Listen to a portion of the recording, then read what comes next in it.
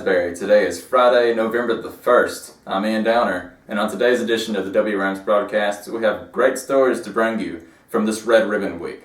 To start things off, we're going to go to Woody with Miss Hancock. I'm here with Miss Hancock, and she's going to tell us about the Veterans Day program. So, Miss Hancock, when is the Veterans Day program? Veterans Day program is Thursday, November 7th at 12:30.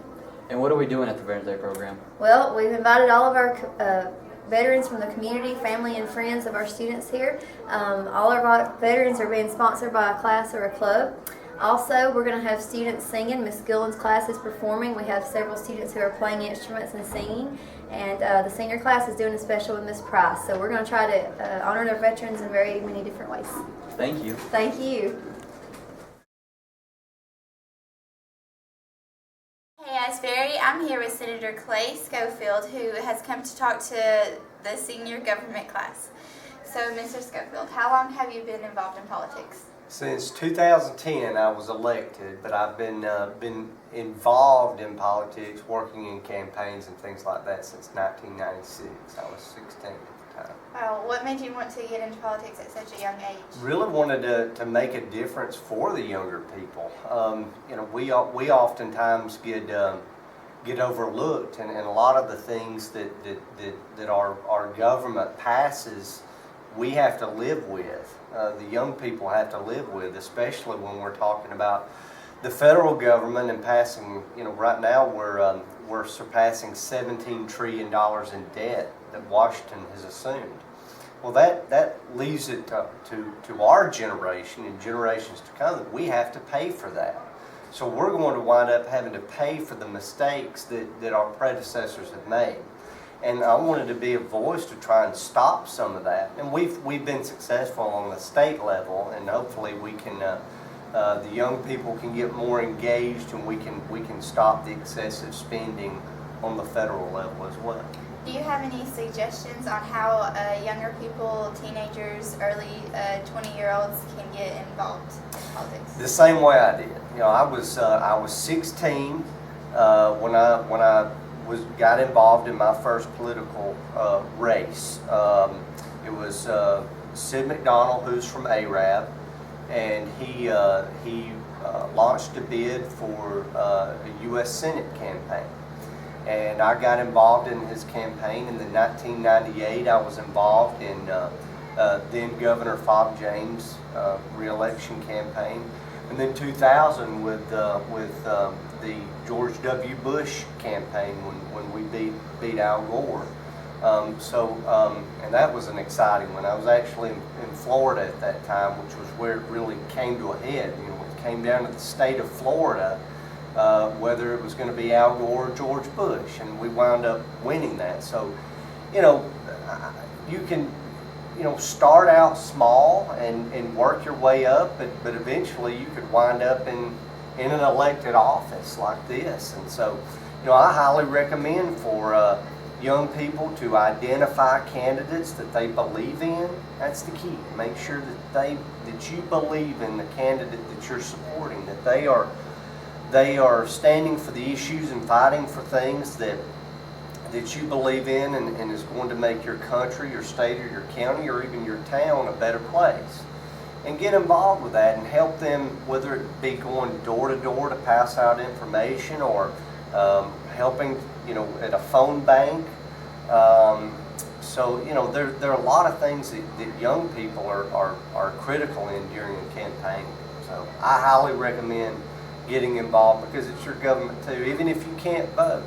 When I first started, I couldn't even vote, but I knew that this was my country and this was my state, and I wanted to make it a better place. Right. Well, thank you for that advice, and thank you for coming to talk to us today. You're very welcome.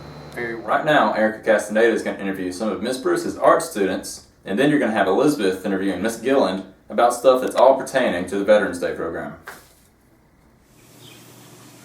Okay, we're here with Ashley. She's going to tell us how their art class is preparing for their Veterans Day program.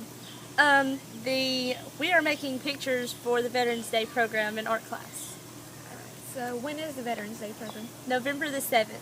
Do you think you'll have your project done by then? A couple of us will, however, I am almost finished with mine.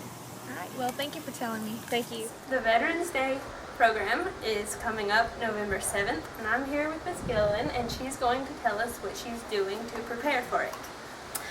Well, we are getting ready for the Veterans Day program. I'm preparing the choir for a lyrical dance to You Raise Me Up. We have 20 dancers on the floor. We have 40 students in concert.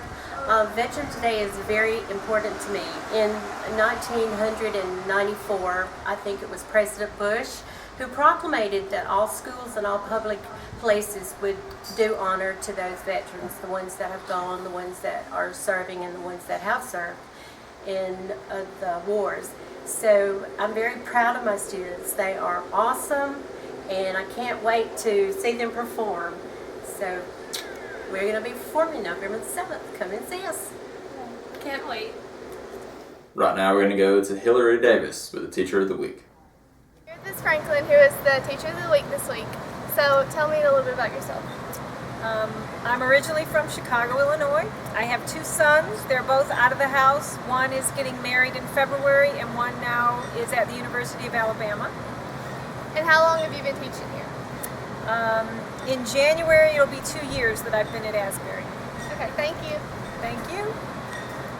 Sierra interviewed a few students about haunted houses. We're going to go to her, and then after that, Madeline Upton with Mr. Brock. As we all know, Thursday was the last night to go to any haunted houses. I'm here with Kayla, and I know that she's been here. She's been to at least 3 this year. So Kayla, what haunted houses have you been to, and which one was your favorite? I went to Ars Mortis in Killen, Alabama, Gates of Misery in Rome, Georgia, and Warehouse 31 in Pelham, Alabama.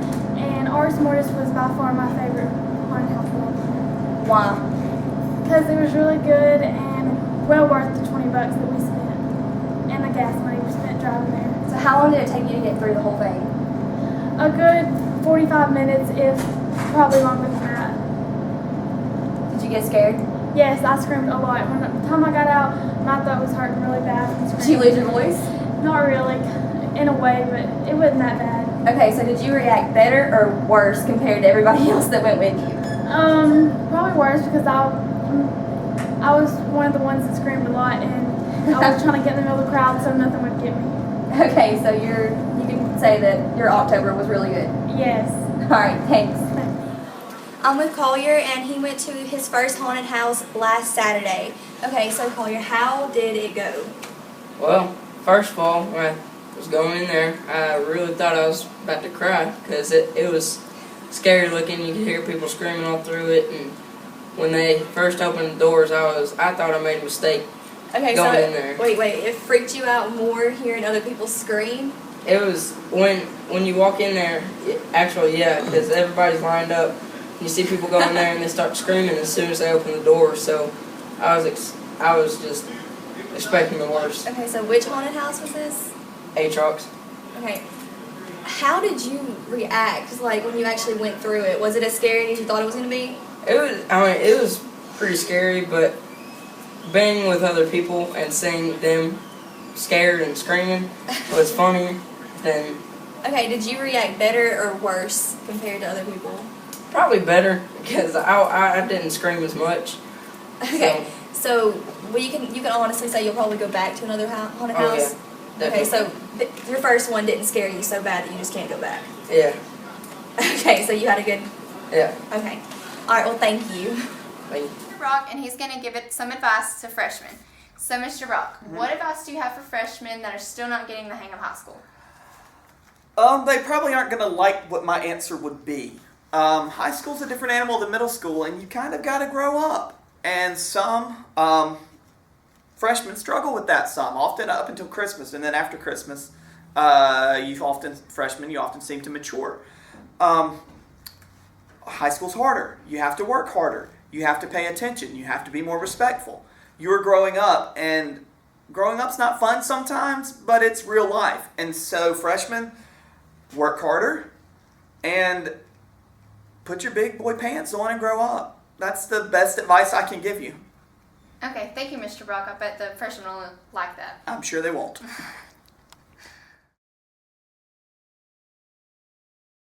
Go. Thanks, Ian. I'm here with Destiny Walker, and she's our Senior of the Week. So Destiny, how long have you been coming to Asbury? I moved here from Tennessee in the 9th grade. And what kind of clubs and activities are you involved in?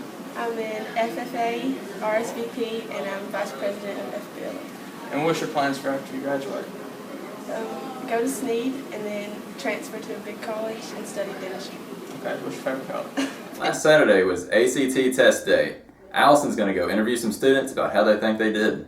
I'm here with Jonathan, and this past weekend was the second time taking the ACT. So, do you feel like you did better on this one, or? I felt like I did pretty good on this one. Like, the math was a lot harder, but the English was a lot more easy.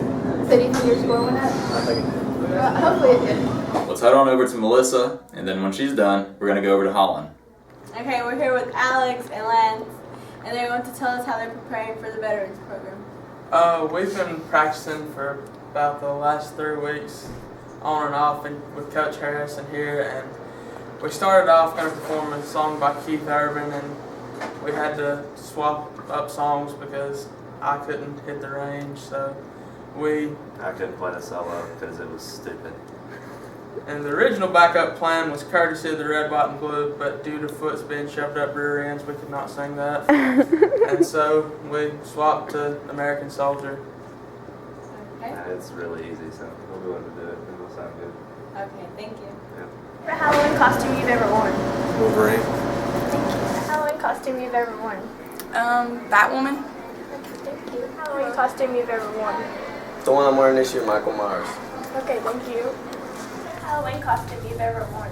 Well, let's see, I'm so old that I really don't remember the costume that would be my favorite. I would say a witch, but I'm that every day. So I'm going to go with the time that I was a little cowboy, because I didn't think I was ever going to get the guns and the little chaps and the hat and the vest, which I did, and so I went as a cowboy, and it was very important because my daddy bought it for me.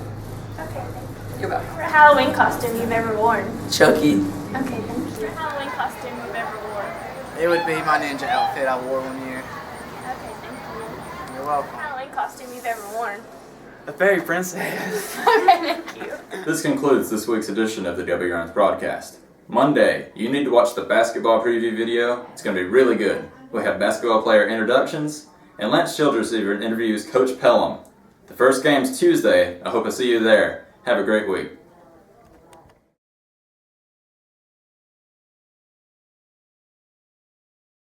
Our students are doing that, and I need to do this whole thing over because I just... And stop. What was that? Care to share, Mr. Harris? I just... Hey guys, I'm here with Jonathan, and this is... Okay, I gotta get it this time. Okay, sorry.